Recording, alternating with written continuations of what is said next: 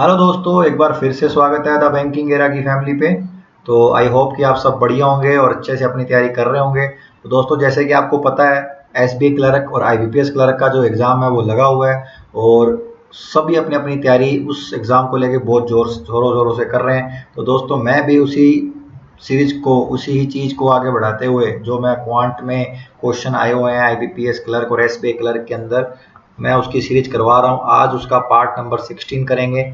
2018 से लेके 2024 में, दोबारा बोल रहा हूँ, इस ईयर के बीच में जितने भी अर्थमेटिक क्वेश्चन मोस्ट प्रोबेबली आ रखे हैं वो मैं अपनी सीरीज में करवाता हूँ और बहुत ही मिनी क्लास बनाता हूँ। 15 से 20 मिनट के बीच की क्लास होती है जिसको आपको अपना एक एज ए मतलब रिवीजन देखना है और आपको पता लग सके कि आप कितना उस फ्रेमिंग की प्रैक्टिस कर रहे हैं जो एग्जैक्ट एग्जाम में आती है। ठीक है, तो बिना किसी देरी के आज की क्लास को शुरू करेंगे, बिना किसी देरी के साथ। और आप क्वेश्चन करिएगा और मुझे बताइएगा कि आपको क्लास कैसी लगी और क्वेश्चन की जो सोल्यूशन है मैं करवाता हूँ वो भी आपको कैसे लगे। ठीक है, तो चलिए, आज की क्लास का पहला क्वेश्चन आपके सामने आया है, तो उसको करने की कोशिश कीजिए और बताइए मेरे को कि आपको फ्रेमिंग किस तरह लग रही है। ठीक है, क्या बोल रहा है कि रेशियो दे रखा है total surface area of cylinder. ठीक है, सिलेंडर क्लियर, उसका दे रखा है कर्व सरफेस एरिया के साथ क्या दे रखा है, रेशियो दे रखा है।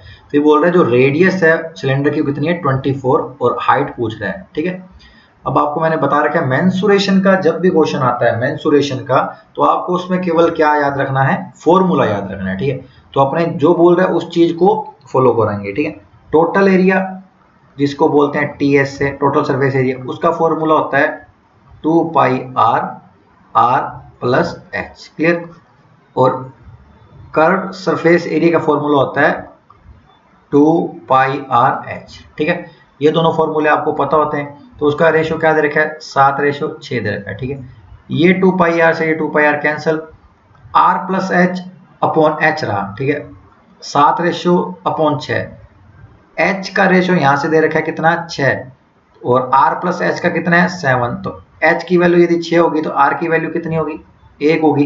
ठीक है, अब जिसकी प्रैक्टिस अच्छी होगी वो सीधा देख लेगा कि भाई 2 pi are are plus H होता है और एच होता है, और यहाँ पे रेशियो 1 बढ़ रहा है, तो जो एक रेशियो बढ़ रहा है वो केवल किसका बढ़ रहा है, आर का बढ़ रहा है। इस तरीके से भी सोचा जाता है। यदि हाइट 6 है तो रेडियस कितनी होगी, 1 होगी।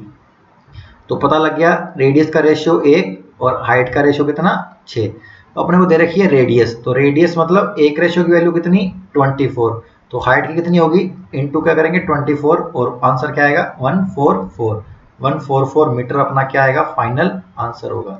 144 अपना फाइनल आंसर, जो कि है ऑप्शन नंबर ए। क्लियर, समझ में आया। मेंसुरेशन के अंदर आपको फॉर्मूला आपको याद है तो आप डेफिनेटली क्वेश्चन को सोल्व कर लेंगे और आपको 1 नंबर मिल जाएगा। और इस तरह का क्वेश्चन एग्जाम के अंदर आता है और आपको डेफिनेटली क्वेश्चन देखने को मिलेगा इस तरह का। ठीक है, तो चलिए फिर अगला क्वेश्चन करेंगे बिना किसी देरी के।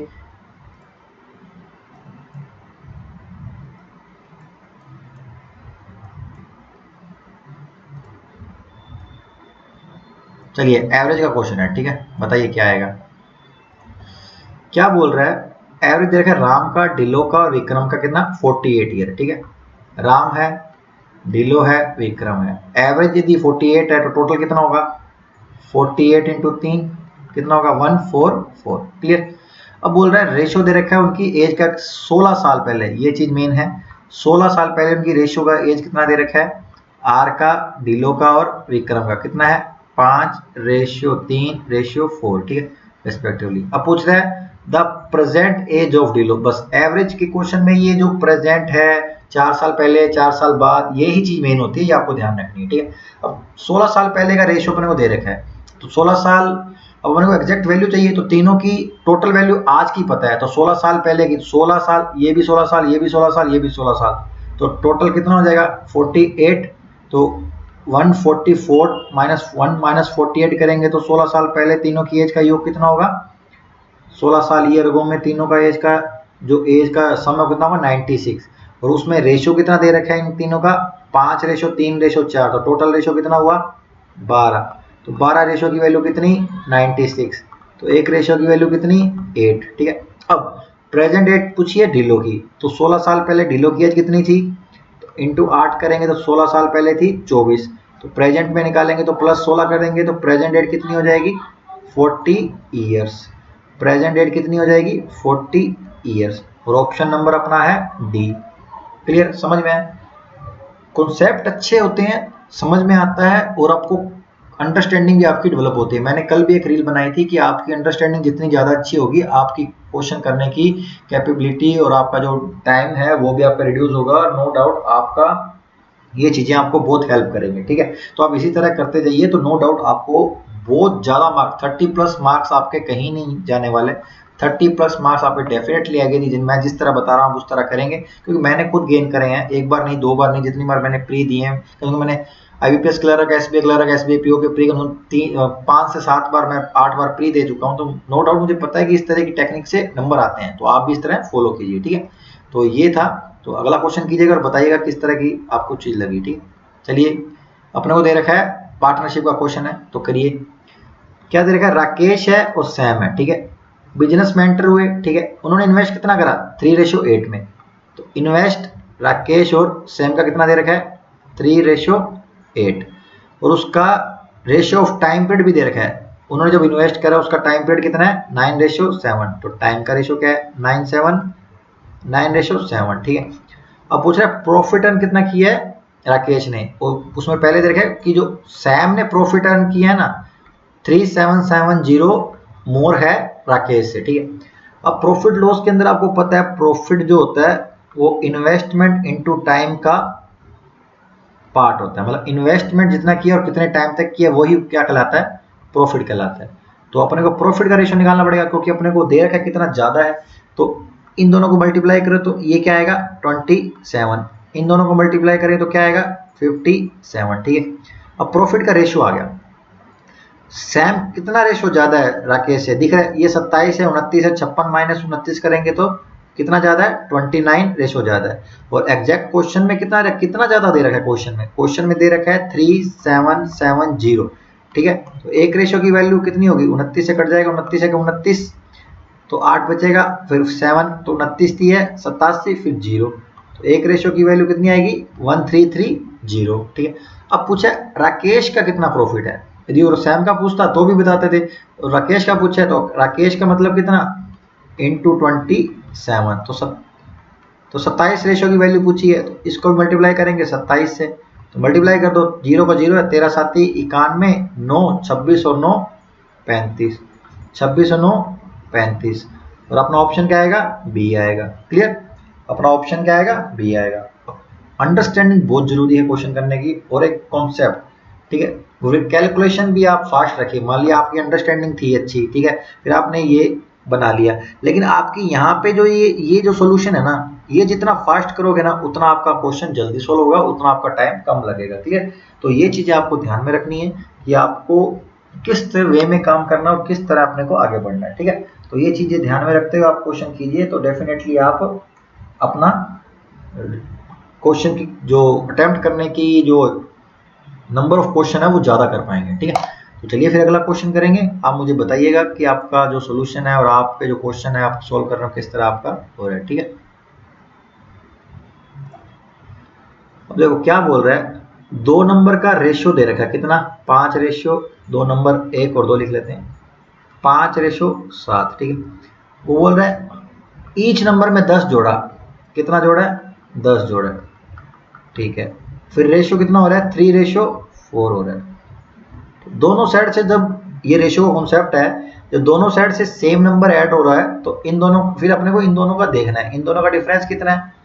2 है, बट इनका कितना है? 1 है, तो अपने को इन दोनों का भी डिफरेंस कितना करना पड़ेगा? 2 करना पड़ेगा। 2 करने के लिए क्या करें? दोनों तरफ 2 से मल्टीप्लाई कर दो। क्या करें? 2 से मल्टीप्लाई कर दो, ये कितना हो जाएगा? 6:8 हो जाएगा। कितना? 6:8 हो जाएगा। तो अब क्या बन जाएगा?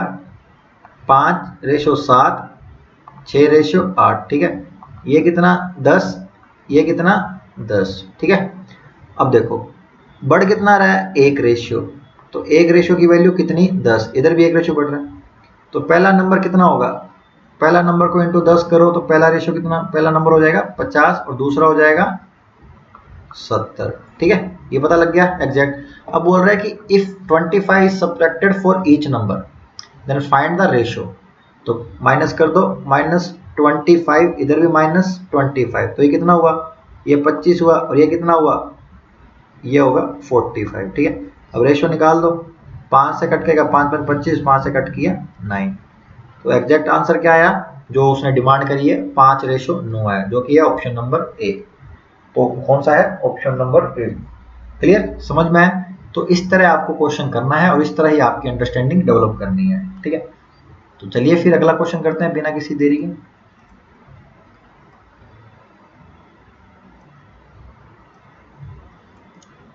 टाइम एंड वर्क का क्वेश्चन है, ठीक है।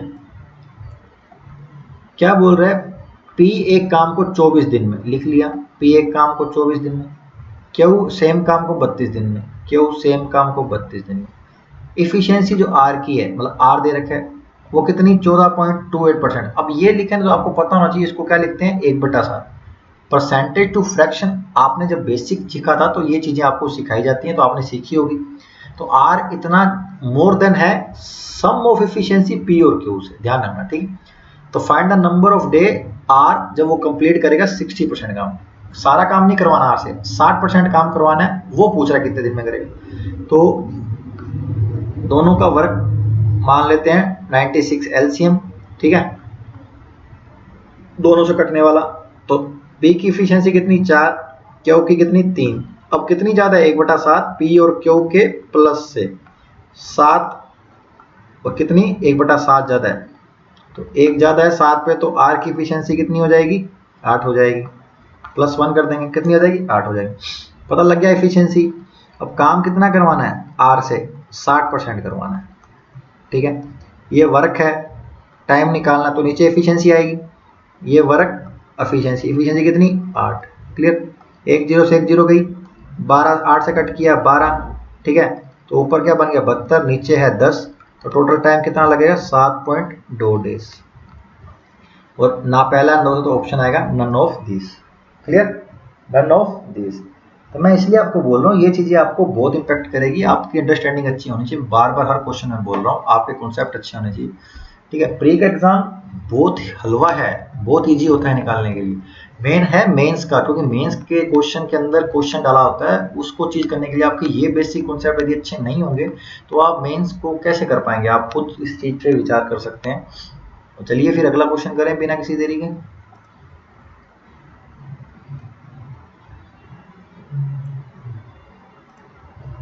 चलो, क्या दे रखा है, क्लास 1 है, ठीक है। उसमें बोला नंबर ऑफ बॉयज, मतलब बॉयज और गर्ल है।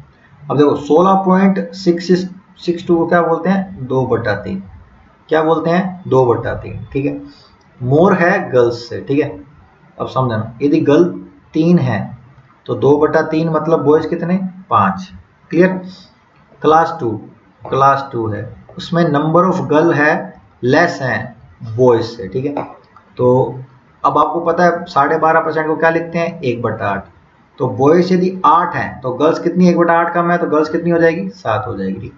अब क्या बोल रहा है, total number of student in class 1 and class 2। Total number class 1 में कितने हैं, क्लास 1 में कितने हैं 780, ठीक है।